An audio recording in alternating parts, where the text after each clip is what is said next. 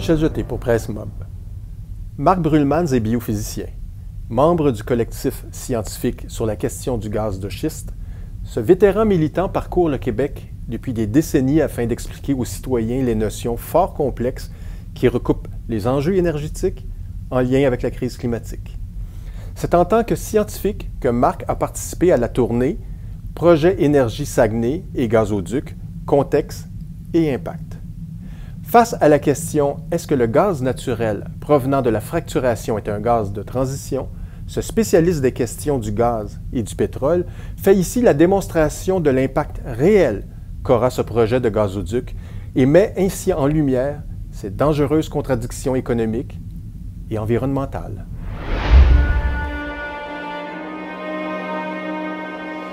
Des compagnies multinationales américaines ont un gros projet pour le Québec. Un pipeline de 780 km qui transporterait du gaz de l'Ouest canadien et américain pour traverser le Québec de l'Abitibi jusqu'au Saguenay. Les promoteurs projettent de construire un terminal méthanier Énergie Saguenay pour y faire du gaz liquéfié qu'on voudrait ensuite transporter sur des super méthaniers. Parmi les navires les plus gros au monde, sur le fjord et sur le Saint-Laurent. C'est la nouvelle grosse business. Le point commun de toutes les rencontres à date, c'est comment se fait-il que nous arrivions avec une autre analyse que celle du promoteur. Donc, on n'a pas les mêmes chiffres qu'ils nous disent. Ils nous disent que, ils nous disent ça, puis vous dites autre chose.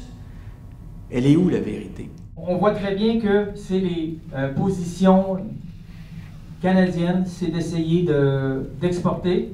Et c'est pour ça qu'on a un projet quand même très important, celui d'Énergie Saguenay, où on peut voir le premier ministre Legault en compagnie des deux investisseurs principaux de l'entreprise. Ce sont des investisseurs américains spécialisés dans le domaine de l'ingénierie et également de l'intelligence artificielle. C'est certain que eux, ils ont entendu le promoteur à plusieurs reprises ou dans leur publicité, et ils leur disent, ben écoutez, le gaz naturel, c'est mieux que le charbon, puis le mazout, puis les autres carburants fossiles. Donc, ce qu'ils nous demandent, puis est-ce que c'est vrai? Maintenant, du côté des promoteurs, que ce soit Gazoduc ou GNL Québec, c'est pas mal le même argumentaire. Donc ici, ce qui est indiqué, c'est qu'eux autres, ils veulent faire une usine de liquéfaction pour lutter contre les GES, les gaz à effet de serre.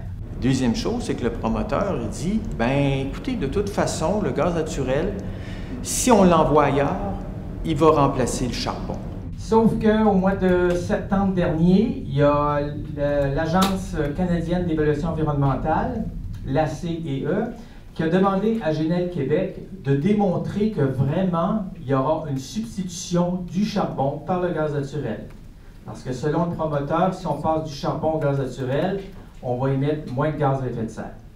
Toi, tu fais une démonstration de qu'est-ce qui ne va pas dans leur argumentaire. Il ne faut pas oublier que le gaz naturel, il n'arrive pas ici tout seul, 100% pur, comme par magie. Il faut qu'il soit extrait, il faut qu'il soit traité, on le débarrasse de ses impuretés, etc. Il faut qu'il soit acheminé. Et donc, toutes ces étapes-là font en sorte qu'il y a une partie du méthane, qui est le principal constituant du gaz naturel, qui est libérée dans l'atmosphère.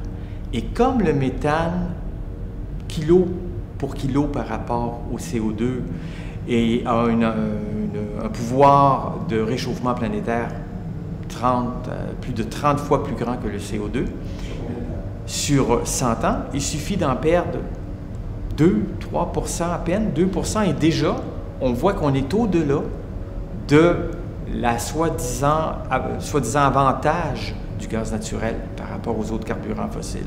On voit vite que tout ce qui s'échappe sous forme de gaz naturel, de méthane, qui est un gaz qui est inodore, incolore, on voit rapidement que ça équivaut à de la combustion de très grande quantité de gaz. Donc c'est pour ça que la question des émissions fugitives, comme on entend parler souvent, ça commence à prendre le devant de la scène. Depuis longtemps, on sait que si on avait un certain pourcentage d'émissions fugitives, qu'on perd l'avantage.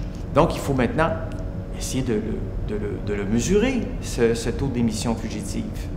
Et du début, à la fin du processus. Un chercheur de Cornell University, il y a quelques semaines, a déterminé que le taux de fuite global de la filière, principalement de gaz de shale, c'est de 3,5 %. Donc, ça excède le taux limite ou le seuil pour lequel on pourrait considérer que le gaz est meilleur que le charbon. Le taux de fuite dans la filière est de 3,5 %. Donc 3,5 %, c'est au-delà de ce qu'il faudrait pour considérer le gaz naturel comme avantageux par rapport aux autres. Donc, pas de gain du tout par rapport au charbon. Alors, pourquoi substituer le charbon par du gaz naturel? Alors, que dit Énergie Saguenay? Énergie Saguenay a été un petit peu piqué au vif par un article d'Alexandre Shields dans Le Devoir, il y a quelques mois, qui disait que, il y aurait 8 millions de tonnes de gaz à effet de serre qui seraient générées par le projet. Évidemment, ils ont répondu « Oui, mais c'est pas Énergie Saguenay, c'est tout ce qui se passe avant. C'est lors de l'étape de l'extraction du gaz naturel puis son transport. » Mais si on tient compte des émissions avant que le gaz arrive, parce qu'il faut le produire, ce gaz-là, là, on s'est rapproché beaucoup plus de 7 et 8 mégatonnes. Là, on est arrivé dans les mégatonnes. Mais c'est pas tout. Le gros de l'impact climatique de cette usine-là, c'est après, une fois que ça va sortir de l'usine par des méthaniers, que ça va atteindre les marchés, les acheteurs, eh bien, ces gens-là, qu'est-ce qu'ils vont faire avec le gaz naturel qu'ils vont regazéifier? Ils vont l'utiliser dans des centrales électriques, selon toute apparence. Ils vont l'utiliser pour transporter des véhicules, etc. Donc, on peut voir qu'il va de nouveau être brûlé et transformé en CO2. Et là, on ne parle plus de 7-8 mégatonnes. On parle plutôt de 35-40 mégatonnes minimum. Et quand on tient compte des fuites, encore là, sur toute la filière qui se rallonge en quelque sorte, eh bien, on rajoute encore pas loin de 5, 6, 7 mégatonnes. Et quand est-ce qu'on a réussi à diminuer nos émissions de CO2, de gaz à effet de serre? C'est pas arrivé souvent. Ici, c'est la progression de la quantité de CO2 qu'on émet en fonction du temps. Et puis, on peut voir que oui, il y a eu la Grande Dépression. Et en 1933, on a eu une chute de l'économie de l'ordre de 4 %, une récession importante. À la fin de la Deuxième Guerre mondiale, en 1945, les économies étaient en piteux état à l'échelle planétaire, et là aussi, on a eu une chute de l'ordre de 4 %.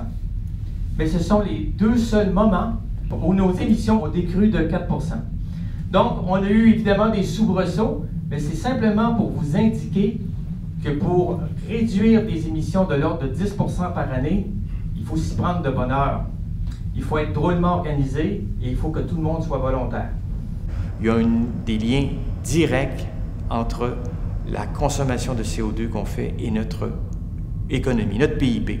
Donc, si on veut réduire notre PIB, c'est comme s'il disait, il faut vraiment que notre climat aille mal. On ne peut pas à la fois gagner sur le plan d'économie et sur le plan climatique. C'est impossible à résoudre cette équation-là, puisqu'il y a notre économie carbure avec les énergies fossiles. Donc, pour diminuer nos émissions, il va vraiment imaginer une nouvelle économie. Ici, c'est un commentaire du directeur de l'Agence internationale de l'énergie. Présentement, on ne peut plus construire aucune centrale à base d'énergie fossile. Pas de nouvelles autos avec moteur thermique, pas de nouvelles usines. Et celles que nous avons, les centrales, les voitures, tout ça, nous allons devoir les fermer. Donc, quand on voit quelqu'un dont son métier, c'est de côtoyer les grands du gaz, du pétrole, etc., eh bien là, il se rend compte que là, on n'a plus de temps. L'économie telle qu'on la perçoit, là, il faut qu'on revienne à d'autres bases. Il faut raisonner autrement. Le PIB, il ne faut plus que ce soit le but ultime de la croissance, etc., à tout prix. Il va falloir qu'on raisonne beaucoup plus en termes de sobriété énergétique et puis d'avoir des nouveaux modes de fonctionnement. C'est que le climat, au lieu de se refroidir, tel que ça aurait dû être le cas s'il n'y avait pas eu l'activité humaine, il se réchauffe. Mais il se réchauffe 170 fois plus vite que la vitesse normale, si on peut dire, de refroidissement. Donc, on le sait que la crise climatique exige que l'on diminue drastiquement nos émissions de CO2. Alors, il est temps d'arrêter d'infantiliser les gens et leur dire vraiment ce qui les attend. Et essayer de leur dire ce qu'il faut faire sans, je dirais, là, arriver avec toutes sortes d'idées comme ça, sans avoir réfléchi convenablement à la question. Là, on nous parle de planter des arbres, des milliards d'arbres, comme si c'était pour régler la question. C'est pour ça que je dis que les politiciens, en général, ont tendance à « oh, on va s'occuper de ça, ça sera pas compliqué, on va faire de l'éolien, on va... » Mais c'est pas si simple que ça, parce que toute notre société a été bâtie sur des énergies fossiles qu'on extrayait facilement. Et ça ne reviendra pas, cette époque-là.